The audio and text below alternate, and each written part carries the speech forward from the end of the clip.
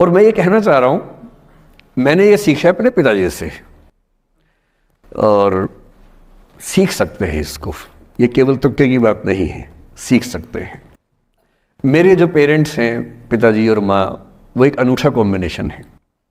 अच्छा, आप किसी शादीशुदा जोड़े से अकेले में बात करके देखिए, जब वो कंफर्टेबल हो आपके साथ, आप उनको बोलिए कि मुझ में और मेरी पत्नी में, या मुझ में और मेरे पति में ज़्यादा चीज़ें मैच नहीं होती हैं। सीरियस होकर बोलना, मजाक के मूड में नहीं, सीरियस मुंह बना के बोलिए, थोड़ा भरोसे में लेके। दुनिया का हर जोड़ा आपसे बोलेगा आप में तो फिर भी कुछ मैच होता है, हम में तो कुछ मैच नहीं होता, एक भी मैच। सारे जोड़े ऐसे ही चल रहे हैं। सबको लगता है कि उसका घर बढ़िया चल रहा है, मेरा ही ठीक नहीं चल रहा, क्योंकि उसका घर आपने फेसबुक पे देखा है, अच्छी अच्छी फोटो देखी हैं। 24 घंटे में से जो 2 अच्छे मिनट आए थे, उसमें ली गई 25 फोटो में से बेस्ट फोटो फेसबुक पे आई थी। और अपने घर में आप बाकी 24 घंटे में से 2 मिनट छोड़ के बाकी देख रहे हैं। तो दूसरे का घर हमेशा अच्छा लगता है कि यार लाइफ हो तो उनके जैसी हो। तो हमारे माता पिता भी स्वभाव उनका भी थोड़ा अलग रहा, सबका है, हमारा भी है। तो मेरे पिताजी हैं मस्त मौला आदमी, जैसे कबीरदास एकदम फक्कड़ मस्त मौला आदमी, भाड़ में जाए दुनिया उस मूड में रहते हैं, नुकसान हो जाए भाड़ में जाए। गीता का सार उन्होंने अपने मन में बिठा लिया है। उनका बड़े से बड़ा नुकसान हो जाता है तो क्या बोलते हैं, हमारा क्या था जो लाए थे, जो लिया यहीं से लिया, जो दिया यहीं दिया, साथ लेके क्या जाना है, बात खत्म। कोई टेंशन ही नहीं उनको। और बाकी सब लोग टेंशन में कि अब क्या करें, ये हो गया वो हो गया, कैसे मैनेज करें। मेरी माँ को तनाव हो जाता था, और जब पिताजी ऐसे हो तो माँ को तनाव होगा, सीधी सी बात है। अगर माँ वैसी होती पिताजी तनाव में रहते हैं, तो सामान्य बात है। जब घर में एक व्यक्ति मस्त मौला हो तो बाकी लोग तनाव तो फिर बांटेंगे ना आपस में। वो बड़ा तनाव में रहती थी, उनको घर की चिंता, बच्चों की चिंता बहुत सताती थी। पिताजी भी चिंतित थे बच्चों को लेकर, जैसे कोई पिता होता है, पर उनकी नेचर थी कि ठीक है देख लेंगे जो होगा, अरे देख लेंगे, अरे भाड़ में जाओ, उस मूड में रहते हैं, आज भी रहते हैं। मेरी माँ 73 की उम्र से कुछ महीने पहले चल बसी, उनका जीवन समाप्त हुआ। मतलब मुझे नहीं पता कि जीवन क्यों समाप्त होता है, क्योंकि बड़े बूढ़े कहते हैं कि हर व्यक्ति की सांस का इतिहास है, सांसें लिखी हुई हैं ईश्वर ने, उतनी सांसें मिलेगी।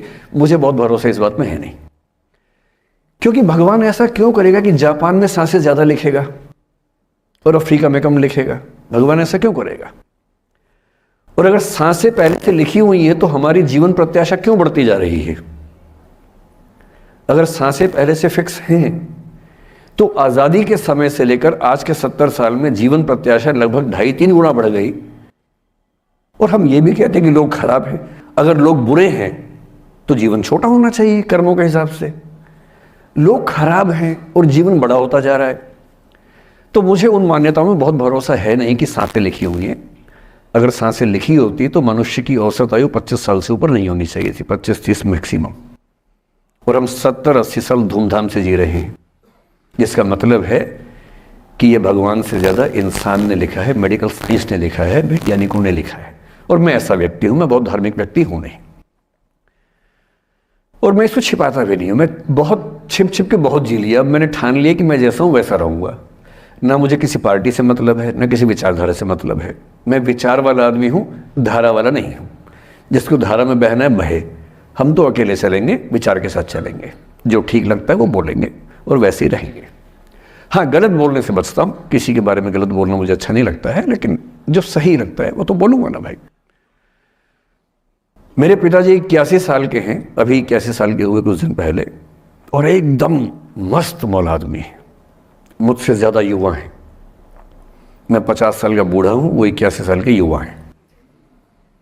उनके चेहरे की चमक, मतलब कई ट्यूबलाइट फेल है उनके सामने, ऐसी चमक चेहरे पर रहती है। क्यों रहती है? उसकी एक वजह यह कि वो रोज़ सुबह 2-3 घंटे प्राणायाम, योग, ध्यान, बहुत कुछ करते हैं। उनका भोजन इतना संतुलित है, सप्ताह में कम से कम 1 बार, कभी कभी महीने में 4 से ज़्यादा 6-7 बार उपवास करते हैं पूरा। वो सब चीज़ें उनके अभ्यास में हैं, जो मेरे अभ्यास में उतनी नहीं है। मैं भी कोशिश करता हूँ, पर अभी उतना सफल नहीं हो पा रहा हूँ।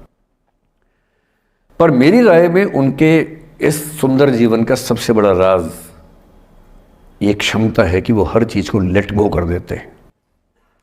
तनाव उनके पास आता है तो फिसल के निकल जाता साइड से, लेते ही नहीं तनाव किसी बात का।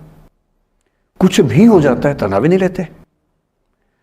और मुझे लगता है कि काश ये चीज मेरी माँ के स्वभाव में होती, कम से कम 10 साल उनका जीवन और ज्यादा तो होता।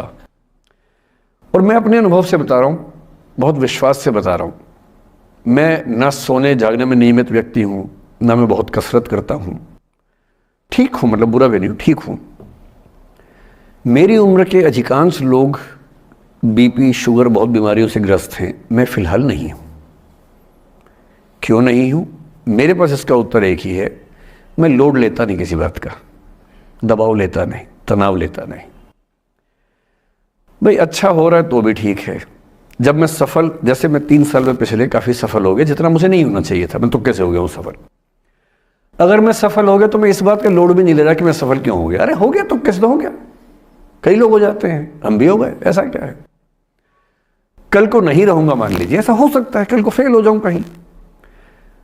फेलियर को पचाना पता नहीं कितना मुश्किल होता होगा लोगों के लिए। मैं अपने बारे में जानता हूं, मुझे मुश्किल नहीं होने वाला, क्योंकि मैंने सफलता का लोड लिया ही नहीं अपने ऊपर। विफलता मुझे क्या प्रभावित करेगी, बहुत फर्क नहीं पड़ता है। और मैं दावे से कह रहा हूं कि यदि ये टेम्परामेंट आपका हो, जो मेरे पिताजी से मैंने सीखा है, तो आप जिंदगी में सफल कितने होंगे वो एक अलग पैरामीटर है, पर आपकी जिंदगी शानदार होगी। और जितनी जिंदगी आपकी है, जितनी सांसें आप कहते हैं कि लिखी हुई हैं, गारंटी से कह रहा हूं कि 10 साल बढ़ जाएंगे। कुछ और लोगों के आप कम कर देंगे अलग बात है, लेकिन अपने 10 साल बढ़ा लेंगे। इसलिए ये सीखना बहुत जरूरी है कि कैसे लेट गो करना है जिंदगी की चीजों को। 3-4 प्रसंग होते हैं। एक होता है कि आप किसी को बहुत चाहते हैं पर वो आपको नहीं चाहता। आपकी उम्र में ये सब तो खेल होता है, और क्या खेल होता है। मेरे घर में 2 बच्चे हैं 17 साल के, तो मैं उनको देख के समझता रहता हूँ। वो मुझसे छुप छुप के किसी से बात करते हैं और मैं छुप छुप के सुन लेता हूँ।